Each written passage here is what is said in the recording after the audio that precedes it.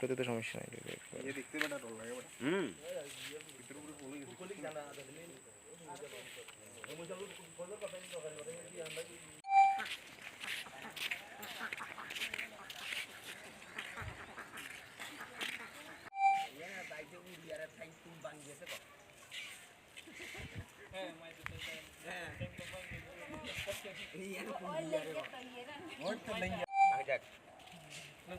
মানে উঠান দুটা লই যাব পরে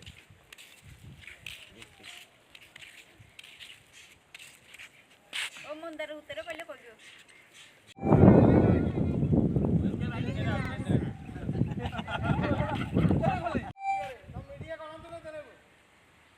ইয়ে নাইলো তো না নালে ঘটনা তো দিলো না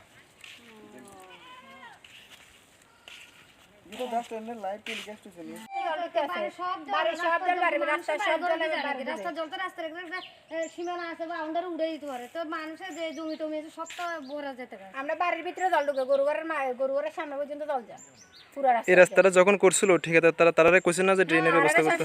তারা কইছে করতে পারে নেক্সট টাইম এলে করব তারা তো নেক্সট বার রাস্তা কইরা গেছে আর তারা তো আইছেও না আইছেও না আর। না আর আইছে না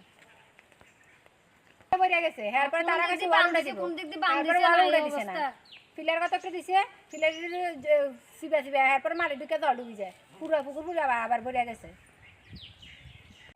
আপনার কি সমস্যা হচ্ছে? রাস্তাঘাট ভাঙি যার রাস্তাঘাটালাই সমস্যা একটা নহরিয়ের বাড়ি যার নেট গই তারপরে ফুলন স্কুল যাইতে পারেন না সব দিকে সমস্যা। কতদিন ধরে এমন? আজকে 1 মাস ধরে। 1 মাস হয়ে গেছে।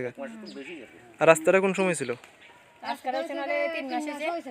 এটা তো নতুন করে করছে। হ্যাঁ নতুন করে হচ্ছে।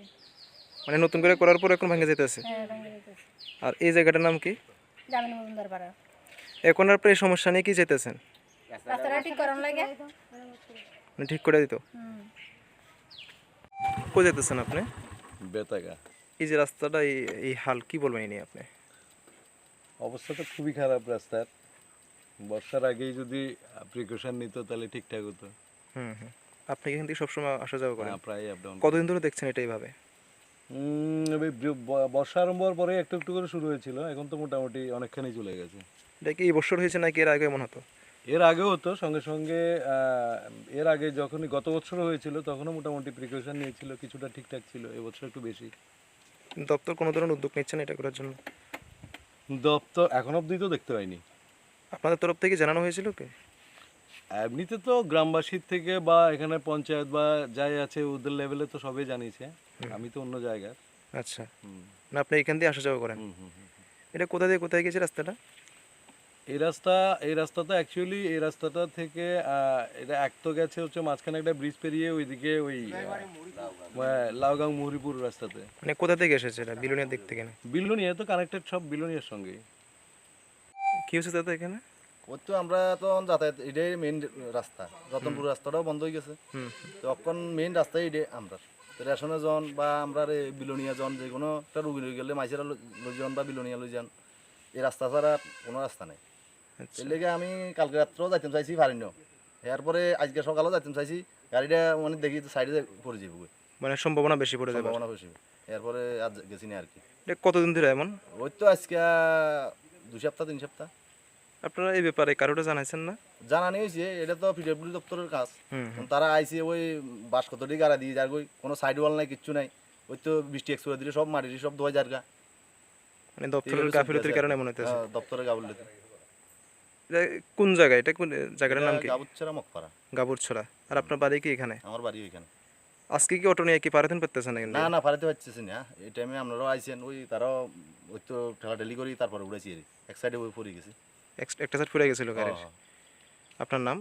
আমার নাম উত্তম দাস। এই রাস্তাটা কোথায় থেকে কোথায় গিয়েছে? এটা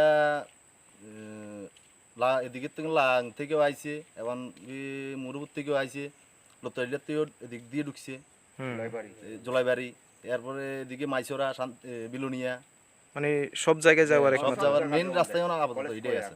রতনপুরের রাস্তাটাও পুরো অফ, তাহলে এদিক দিয়ে বাসও গেছে, কিন্তু কিছুদিন আগে বাস বা ম্যাজিক টেজিক যত ছোট গাড়ি বড় গাড়ি সব এদিক দিয়ে গেছে।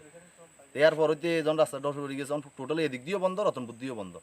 তাহলে আমরা তো একদম রাত্রেবেলা কিছু হইলে একটা ফায়ার সার্ভিসের গাড়ি আইতে হইতো না, একটা অ্যাম্বুলেন্স আইতে হইতো না, তাহলে আমরা কি করে থাকানো জায়গা?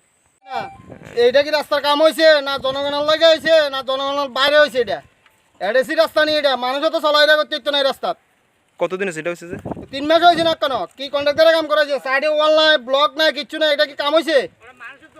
ওই মানুষ দেখেন সংস্কৃতি নষ্ট হয়ে যার গা, এইদিকে পুকুর নষ্ট হয়ে যার গা, সব নষ্ট হয়ে যার গা, এটাকে অনেক দিন।